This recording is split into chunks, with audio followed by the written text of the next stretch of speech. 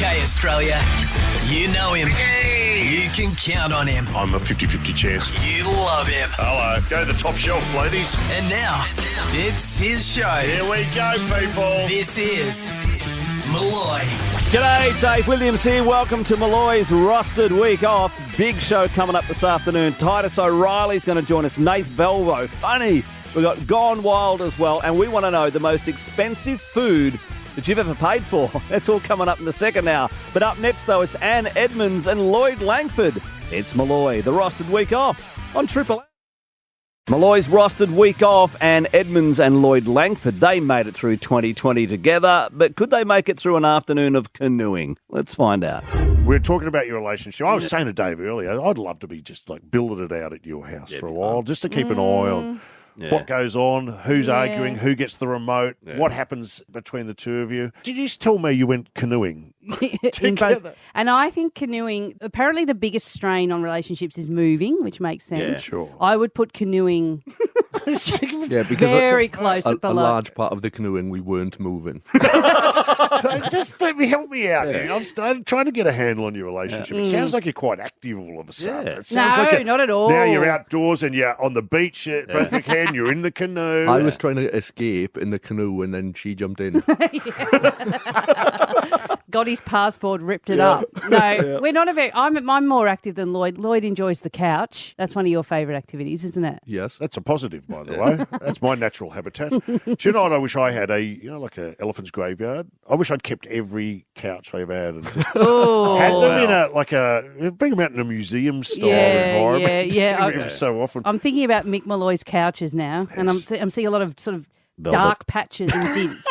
A couple of them, it looks like the Shroud of Turin. You can actually see how large I was at that stage. It's a real walk down. And where'd you go canoeing? Whereabouts? This was in Brunswick Heads. In the ocean. We were gifted the use of a sea kayak. Okay, that's a formal way of saying it. Wow. It had 2 seats in it. Yeah. It had a waterproof hold for our various belongings and foodstuffs. Right. Oh, that's fantastic. Yeah. And then we had to take it out onto the river and we went to another beach. Yes. That was, I have to say, it was largely populated by topless women. It was actually. Go on. Well, there you go. You enjoyed it. I was going to say, it sounds like an episode of Naked and Afraid. Where you're trying to make fire by rubbing sticks together in the nutty. The trouble was, going out to the beach was fine because we were with the tide, but we spent too much time there. Because of the breasts.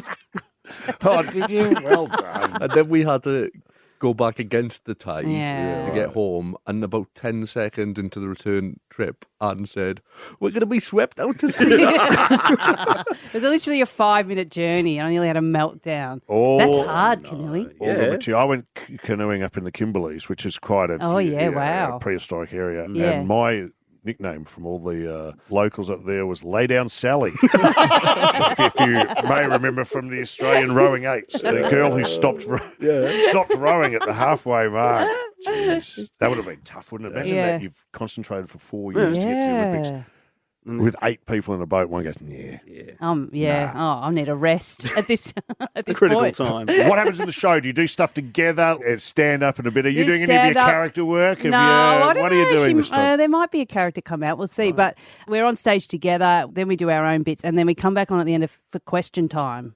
Oh. And I love question time. And that's basically that anyone in the audience can ask us any questions, and we've had some because they're anonymous. Can you tell me? Is there one that sticks out in your mind, or can you go? They've been quite blue. Yeah, there's been a lot of is any hole a goal? That kind of stuff. I mean, valid. That was bound to happen, wasn't it? Stuff about dogs. I mean, okay.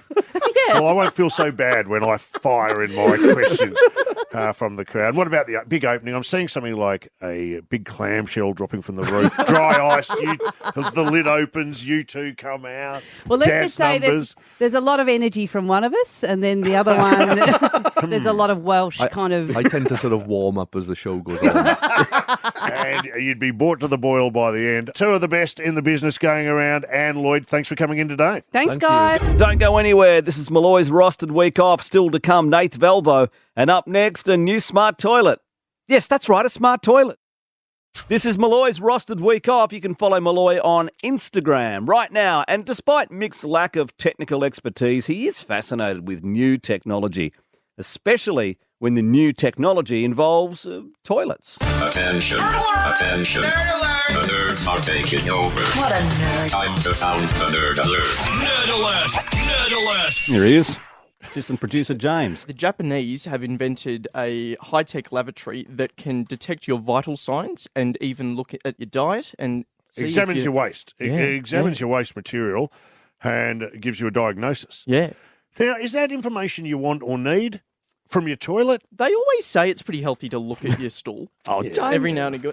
They do say that. You should check it out. You shouldn't just flush it not away. you. That's someone who's been to university for 5 years, not your dunny. I'm a dunny going, good Lord. You're not looking Good down, Lord. are you? Just get the job done and flush. I would prefer that the toilet's doing it than me. I reckon the toilet will know more than me. If I'm going to get a diagnosis for colon cancer, I don't want it from my toilet, and I'll be wanting a second opinion, possibly from the toaster. I don't know. This is just madness. This is beyond the. What type of stuff does it tell you? What reading material you should be using? And then I would be reading a National Geographic while you take this dump. What does it do? It's called the wellness toilet. It is connected to the internet, so it means it's sending your shit online and up to the cloud, and that's where all Comes the back things out. yeah. Good Lord. Mayday, and then- incoming, lager bomb. Here comes a lager bomb. Yuck. Oh, my God, mate. But it's not right, mate, because imagine this. So it's okay, say you want it. What about all your guests? Yeah, good What about point. someone, Dave comes I round could for a go- dinner party or something, and next thing you know, he's being analysed. Yeah. That's a fun little party trick. Everyone has that fun little thing at your house that you like to show off. I used one for overnight. Really? Well, I just thought I'd give it a test Oh, run. well. Here's the black box recording. Take a listen. Hello, Michael. I do love the smell of burrito in the morning. However, I would suggest seeing a doctor immediately. Now, again, this is the sinister use of artificial intelligence that gets up right up. Do you know what it's like? You go to the toilet for a bit of peace and quiet, not to have your stool diagnosed good point. by the toot. Yeah. Have you ever used a Japanese toilet before? Oh, yeah. It's a whole new level. Personal. Kind of. I was never brave enough to use the bidet, but the next time I head A bit over of there, bidet, Yeah. a bit of bidet action. No, I used to wash the dishes in the bidet back in the day. But this is why the toilet used to be a personal experience where you'd go for a bit of peace and quiet, not to have it. Oh, well, geez, you're in trouble. well, big night last night, was it, Mickey? You can't be doing that. And you know, here's the other one. Here's the other one, which I don't get, and I never liked. You know the little air freshener? Oh, like the spray. Yeah. Yeah, this one. What's that about? It's like a review. Like you go in, and you do your bizzo, and it just goes, oh, jeez. Rank. Double. But, why do I need so much electronic equipment invading my personal space? look at it like a really advanced pit stop. You're going in, they're tuning you up, and then you're all sorted. I wish it was a real pit crew. Hey, there's some danger money. Don't go anywhere. It's Malloy's Rostered Week Off. Malloy, it is the Rostered Week Off. We're back April 19. You know we love food stories. Stories that involve a person who had just one job. Stories from the animal kingdom. And stories that shed a light on the nation's parenting techniques. What kind of mother am I? I'm a poor father you. I'm afraid I'll be forced to call social services. You know, when I was little, I used to pretend you weren't my mother. Me too. Time now for another entry into the Journal of Bad Parenting. A Mount Gambier man has been fined more than $700 after he sat a toddler on his lap in the driver's seat and allowed the child to steer the vehicle around a car park. Oh, come on. No, I It's reckon not like the that's- kid was drunk. I mean, he's in the driver's in the seat. lap. And I think it's almost a time-honoured tradition as a Don't you parent. reckon? I do. I've done it. Come I've done on. it with my kids. Kids love it. I'm happy if I'm in the golf cart where my kids are driving it. That's right. I mean, Yeah. 2 is a little young. But as an adult, you've got control. It wasn't like it was panning. 2's a bit young for donuts. Yeah, you that's know, right. but That's right. That's a start. That's pretty. I mean, come on. $700. It's a car park. It's a bit rich. I agree. I've done it and guilty. You're right. If your cops turn up, can you do a crawler instead of a runner? Can a toddler do a crawler? Yeah, I like it. Because of the toddler being taken down for his baby's first mugshot.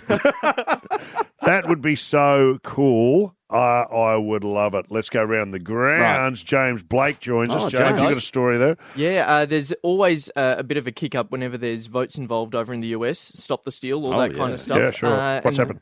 Well, over in the US, when you do prom, you have your homecoming queen. Of course. Okay. She's the queen. Everyone's a highly contested position. Yep. Controversy out of Florida where Laura Rose Carroll has stolen the vote for her daughter because she works at the school. So she's hopped into the computer system. Got the IP address of the computer. And has pretended to be other students and voted for her daughter to get her the queenship. It's like the Russians are involved. Yeah, you can't do that. The Russians have hacked our home. You got the story? Yeah. 117 votes came from the same IP address in a short span of time, and the daughter eventually was crowned homecoming queen. One girl who was on the homecoming court is staying positive about it all. We're not revealing her real voice or her name. I feel like there needs to be a positive side addressed to the situation. I don't wish bad upon anyone, and I don't wish the situation on anyone. Sounds hot. You're the kind of woman. He's not your homecoming queen right there. I'd like to thank everybody who voted for me. So that's dirty pool because that's kids' lives. That's a girl's dream, a young girl's dream, and you stuff it out. Do you know what's the only one worse than that was a story I heard about a guy who rigged the footy tipping competition. That's pretty low. And he's now you can toy with many things. Yeah, I'm with you. Class president, all that stuff. But if it's a footy tipping competition and you are in there fiddling the votes on a Monday morning, that's out of order. And you come out, it's un-Australian. In fact, that is a cue for un-Australian behaviour. It is. If ever I have heard it. Dave, any bad parenting? Oh, look, I was a bad parent. Just 2 days ago, it was casual clothes day for my kids' school and gold coin donation. By the way, no one carries cash anymore. So I've gone down to get some coins out at Coles. Sorry, sir, you need your card. You can't just tap and get cash out. Yeah, that's another problem. So I've rummaged around all the drawers at home, and instead of a gold coin, I've got, for the kids, I've got like $1 worth of silvers. So they've got to kind of hand that over to the teachers. Hang on. So they've gone with loose change. Loose change. But it makes $1. It's still $1. Your kids $1 is $1. Destroyed. And I gave them little bag, like a little snap-lock bag, so they can just jingle that. So they weren't thrilled with it, but $1 is $1. No, Dave, no. No, that's it. End of segment. We're done, are we? You have to all right, then. Well, that was bad parenting. Another level. More Malloy's Rostered Week Off in a few minutes. Don't go anywhere.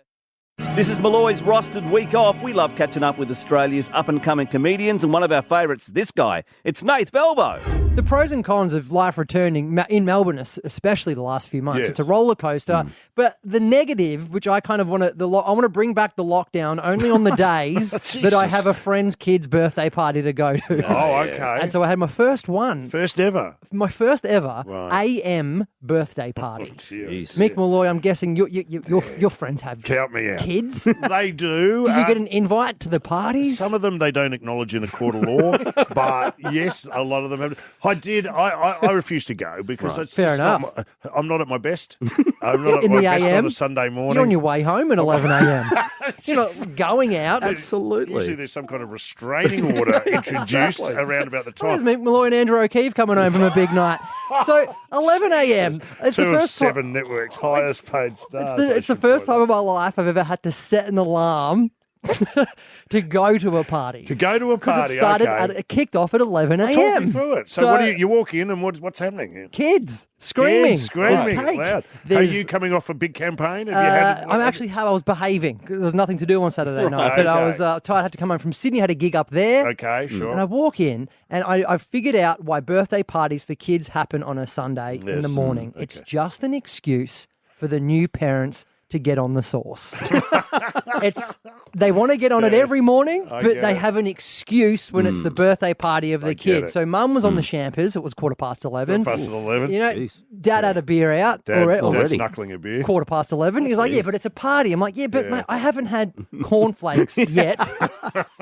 Beer before cornflakes. I don't know. I know I'm talking to Mick Malloy here, but anyway, regular people. But Here's what I really did enjoy about this party, and I want adult parties to introduce this. It's a great thing.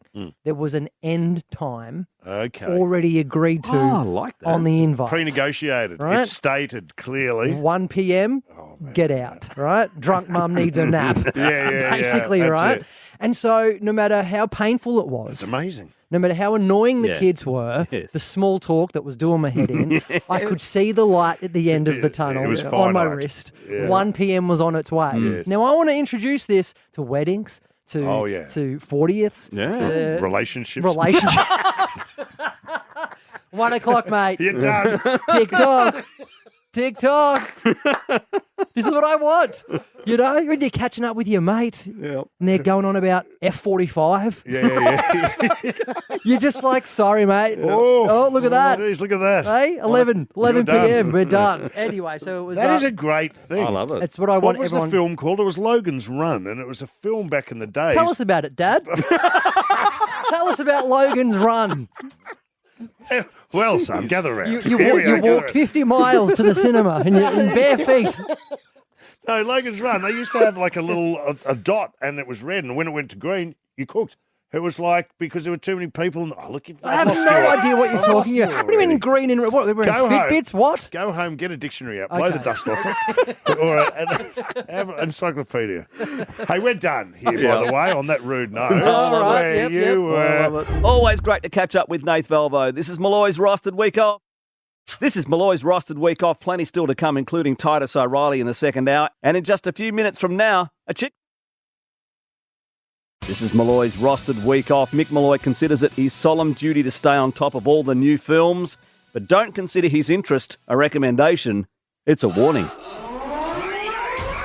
Hang on. This is not a drill. Calling all men. This is a Category 5 chick flick alert. Abort cinema. Abort cinema. Repeat, this is not a drill. Warning. This is a fully blown chick flick alert. Okay, guys, so this is an early warning, but I'm just putting two and two together here and suggesting something horrific is brewing. I heard that George Clooney and Julia Roberts are both in town on the Gold Coast to shoot a movie. Warning. Chick flick alert. I mean, what else could it be? George Clooney and, say, Julia Roberts from Pretty Woman, The Pelican. How many? That is her bag. Eat, Pray, Love. Yes. They could be doing an Eat, Pray, Love. Number 2. Whitney's with us. Whitney, what do you know? So this is what I know. George Clooney and Julia Roberts turned up in Queensland to shoot new movie. Yes. Do you have any details? You can calm down. It's not Eat, Pray, Love number 2. But it is going to be called Ticket to Paradise. Warning. Chick flick alert. The director, Tickets to Paradise. The director was a writer on The Best Exotic Marigold Hotel. And also was a writer on Mamma Mia, Here We Go Again. Warning. Chick flick alert. This is a Category 5, this guys. Is brewing. All right. It just gets better. Do not go near Ticket to Paradise. Have you got a plot? Well, the shoot is scheduled to be filmed in the Whit Sundays, which will double for Bali. Right, okay. Why aren't they filming it in Bali? Because I can't. Australia's like where everyone's making movies now. There's a bunch of celebs. They've still here. got COVID problems in Why Indonesia. can't they make it on the Ivory Coast or the Sudan or somewhere dangerous where they might all be killed? So they're going to be playing a divorced couple who travelled to Bali to stop their daughter getting married. That's a bit mean. Warning. Chick flick alert. This could be the behemoth. This could be the mother of all chick flicks. No, I'll be there. This is going to destroy relationships. No, it's not. You know, because guys, we do make efforts. Can I tell you something? Please. You know how much I like Catherine Zeta-Jones. So She's seriously beautiful. She's your gal. You love her. So I like to watch her in just about anything. It's just enough for me. So the other day, this is how committed I am. I watched all of No Reservations. Oh, my God. What's happened to you? Oh, no, you need help. Even I will tell you that's not the best. It was horrific. It was horrific. And you watched it from start You to just finish? put up with it. I did because I'm committed. Whoa. So it's about like a woman who's a chef and her sister dies in a car accident. She gets the kids. That I wish I had been in. And so she has to take the young daughter and then look after her. Then they don't like each other, and then She's a chef, right? She's a chef, and Yeah. then the Italian chef comes to town and teaches the magic of life and love. And here's some opera. Let's dance in the kitchen. Oh, how romantic. Hard yards. There should be a march I'm for me impressed. 1 day a year. That's for putting up with dedication. that. Yeah. More intolerable cruelties, please. That's the stuff.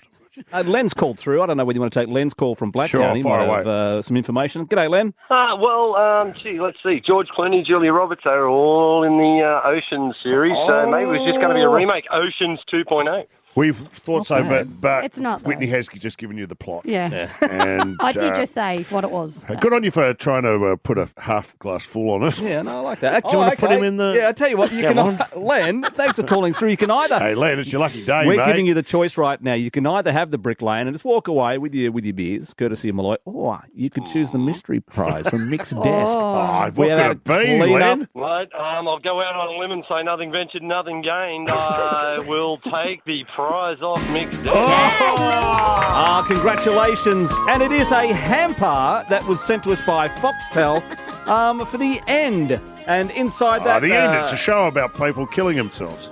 Right. Is it not? I don't know if After that's watching true. No Reservations, that'll be it. It's got a little bottle of tequila. There's some wine in hang on. there. I There's didn't know some that. hourglass. There's some chocolates. And, no, mate, this will be good. It's actually a good prize. Are any of them prize. full? Actually, Len, I've decided against it. I'm going to keep it. No, Len gets it. You've got it, Len. Coming up in the big second hour, Titus O'Reilly, expensive food and gone wild.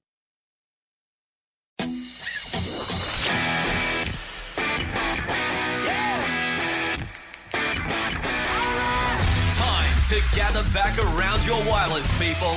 Here comes the big second hour of Malloy. Thanks for tuning in. You got Dave Williams here. Plenty to come. Hey, you can listen to us on the Listener app. We're online, in your car, on your home radio. Thanks for tuning in. If you missed anything from the first hour, including Nath Velvo and our Chick Flick Alert, or even the Japanese smart toilet, you can catch up on the Malloy podcast anytime. Coming up soon, what is the most expensive food that you've eaten?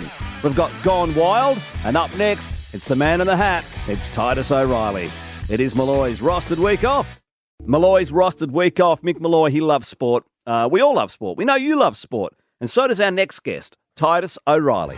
Baseball in the US. We don't follow this religiously in this country, but you found a story that I think will pique our listeners' interest. Well, it's an old story, but one of my favourites. And it always, you don't have to care about baseball at all to appreciate this. It's sort of a workplace romance story, which I know we all love. This was back in March 4th, 1973. So we all know often there's a media conference about trades in sports, players being traded. Sure. Yeah. So these two players who are both pitchers, Mike Kekich and Fritz Peterson, which is a great name, they called a press conference to announce a trade. And so all the New York media rock up, normal press conference. And at the press conference, they announce that they were swapping not only wives, but their families, including the dogs. This is 100% true. What is going on? This was covered a bit like a sports trade. I think people were writing it up to see who'd done better out of the trade. What the fans have their say. I can't believe they gave away so cheaply.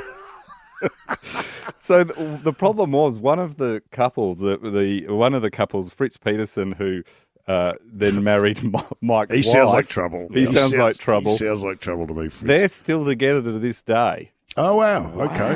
So it's a love story. It's an absolute love story. Mike, though, it ended almost about a week after the press conference. Fritz is the winner out of this deal. Fritz is offloaded. Yeah. And, okay. So then Mike was worried that he might be traded. And if he was, he wouldn't be able to see his kids anymore. Which actually happened. No. So he was stuck having to hang around with Fritz to see him, to stay friends with him. And it didn't work out very well at all. Yeah. They then asked the media not to make anything sordid out of it. Hey, guys, can you respect our privacy on this one? It's just absolutely unbelievable.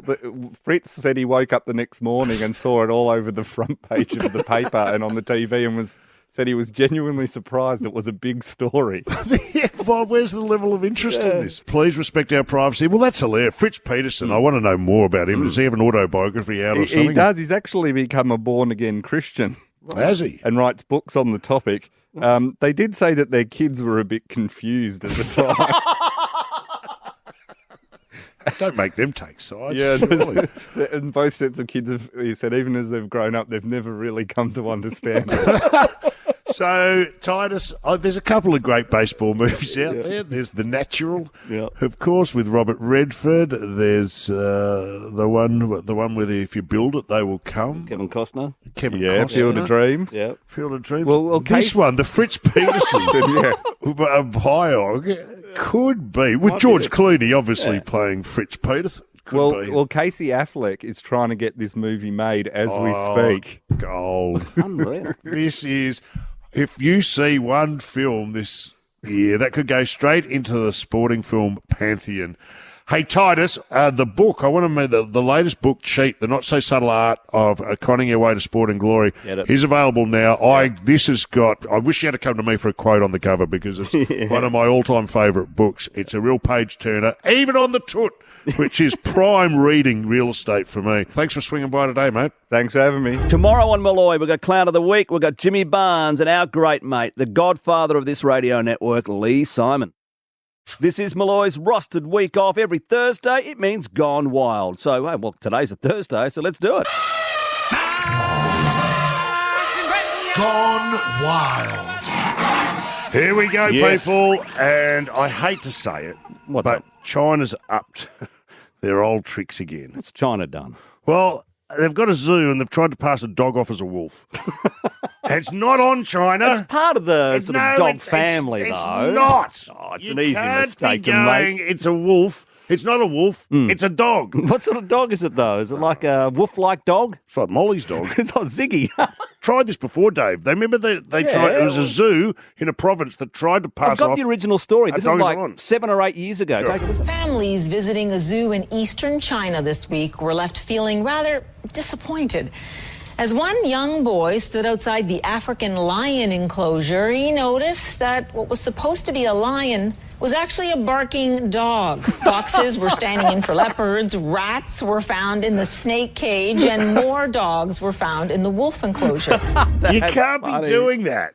No. You can't advertise a lion and put in it's a big mastiff. I've got a picture of it, and it looks like it's got a little mane, but you can't be doing it.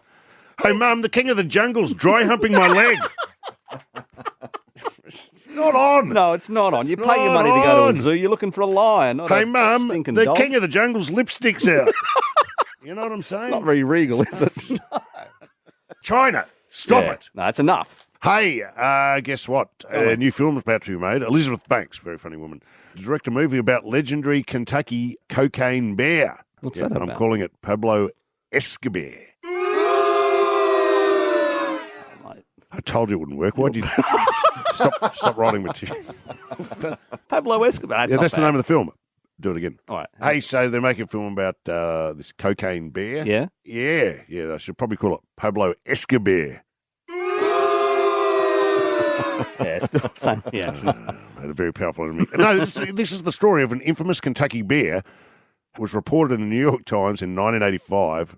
And it's going to be the subject of a new film. So if you live in Kentucky, you may know the story of Cocaine Bear, a 61.23 kilogram black bear who unfortunately consumed the contents of a duffel bag filled with more than 31.7 k's of cocaine. Oh, man. Wow. Man. That's one of those bears that don't wear any pants. They're like Yogi. Hey, boo-boo. Hey, boo-boo. I've made a boo-boo. Yeah. Jesus, imagine a black bear on the rampage after a snootful of the Whiz Fizz. 31 that'd spice up Goldilocks, wouldn't it? All right, here come the bears. Someone's been sleeping in my bed. Oh, no! With about 12 other bears. That's it. Gone bonkers. A mate of mine, Steve, suggested that after consuming said drugs, was able to clean up Yosemite National Park in under 10 minutes. Hey, Dave, it's a yellow card for you. No more. That is a yellow I'm card. so sorry. Fleeing penguins have escaped killer whales. So the penguins, they know they're in a race for their life. Yeah. All of a sudden, whooshka, jump into a tourist boat. Oh, no way, like a They great just escape. out of the water, into the tourist boat, bang. On their way. That's Hey. not like penguins. That's genius. Well, I would throw it back because I would argue it's natural selection and we can't interfere That's a in lot of nature going about its business. Animal Kingdom. The In the Animal whales Kingdom. apparently followed the boat. So the penguins now on the boat, and the tourists are on the boat, and then the whales circled and started to follow the boat. Whales working out how can we, how do we skin this cat? They are good. I'd like to see that at SeaWorld. Just take the penguins you don't need to. and then release the killer I think whales. this is, How again, good would that be? how the segment's going to come to an end today. Oh, that's it. We That's don't know. been Gone Wild. This is Malloy. More to come on Malloy's rostered week off. Mick is back April 19. Up next, what is the most expensive food that you've eaten? Look at all this food. This is the best thing I have ever put in my mouth. I like food. That is disgusting. Malloy's Food News. Right. So, Dave, What do you got? You're a notorious tight ass. We know that. What was the Queenscliff? Yeah, the fish fish and chip shop. You- I walked in, thought I'd get a couple of potato cakes, maybe a couple of pieces of fish, some dimmies, and $57 on the menu. I thought, I'm paying $57 for a family pack of fish and chips. It's not as though I'm buying something really kind of gourmet. So what did you do? Well, there was a bakery across the road, so a couple of pies and a couple of sausage rolls. I think $17 all up. And then we're coming off the idea that on Australia Day you took your family to Bunnings. Well, for that was lunch. for Australia You Day. didn't even That go was- in. well, You just I didn't go. What would I, if I didn't need anything from Bunnings, shouted the snags. which is happy to support the local community, and they were there Great getting the family money. lunch. That's it. Okay. How much would you pay at Gordon Ramsay's for a burger and fries? Burger and fries. Yeah. All right. So a couple of patties, some lettuce. $51. That's a rip-off. Burger Would and you? fries. Would you ever imagine? No, I wouldn't pay that. What would happen? I'd if go to McDonald's and I'd get like a quarter pounder meal for $10 with a drink and some But chips. listen to me. So what do you do when the bill comes back and it goes $51? You do a runner. Well, no. If you've ordered it, you got to pay for it. You don't. $51. So So the diner has posted his receipt, going, "What is going on?" That's a lot of money. I would expect him to really shout at the guys making that burger. I'd want to know. right. He has literally threatened to punch him in the What's face. in the burger What's in though this for burger? $51? Give me this burger. It'd want to The be burger's been good. charged for $51. Get that burger. That's a $51, mate. It's your standard. You know, you wouldn't take the pickles off that, would you? No, that's exactly right. And you'd savour it forever. And you'd keep your eyes on your fries. Yeah, that's right. Can I mention another story I heard, Dave, What do about you got? you? Are you? No, what's hanging on Dave Day today? Well, What is I it? just thought we'd get it out of the way What? early. Here we go. Well, I heard a story, unconfirmed today. Here we go. What are you talking about? Floating around that recently during the GFC, Oh, yeah. Dave. This is Jill, who works in this office. She is a bloody stool pigeon. So Jay has overheard. Jay, get in here. Jay has overheard a conversation. Yeah, and this is where off air completely. You Oh, tell I'm the getting stitched story, up here. please, because this is. Hey, everyone, you won't believe what you're about to hear. Oh, well. This is the tightest thing I've ever heard. Come on. I walked in on the tail end of a conversation involving Jill and Dangerous Dave, and Jill said, Dange, now that you're on the big bucks, are you going to get your charity kid back? The charity kid, being The like charity your kid, World like Vision. like a World so Vision kid you child, sponsor. a sponsorship child Right. of some description. Good on you, Dave. Thank you. This is interesting. And Dane said, no, we haven't done that in a while. And then Jill proceeded to tell the story that during the GFC, well, things were a little bit tight for everybody. Yeah. Danes decided they needed to cut back on expenses. And one of the expenses was the sponsorship of a child in some third world country. You've cut him loose. Well, I didn't know where money was going to come from. They're talking about Mate, stock market how much crashes. a month? How much? Oh, I don't know. It was $30 a month or something. So let me get this straight. So you're going through the accounts and you're looking at it going, oh, geez, it's a bit tight. Exactly. Something has to go. Capuchin kitty. How do we need it? No. You say it like done. that, it sounds really mean. But the Well, problem... I'd like to. You know what I'm going to do? Go and track him down. I'm going to go and track him down and find out where he is and what he's doing. Mate, what is wrong with you? Well, you've got to go through all your expenses for the month. You go, well, what can I lose here? So, A little kid, a poor child. We don't in a know. third world mate. country. He's up and driving BMWs now. He's fine. Be fine. He's okay. He's okay. Sure he is. He got a little bit of my money back in the day, but, you got to look at the budgets, mate. You don't understand. That's right. Danger's looking after his family. He's looking after he's looking after the kids that he actually has. He's cut off a branch to save the tree, haven't you? You couldn't do it all. No. And, hey, poor child. I might go back to getting another sponsor child. That's not a bad idea. Yeah, what for a week? Unless things turn sour. Well, Unless you have a bad day. Yeah, bad day on the punt. Oh. Keep our eye on the stock Better get market. rid of another kitty. A couple of questions. We want to know, what's the most expensive bit of food you've ever eaten? Can I tell you one I saw? What do you got? So this is on the back of the $51 burger, which I know you would. Dave, this will appall you. I was watching one of those shows. It's like on CNBC. It's called Lifestyles of the Super Rich or something.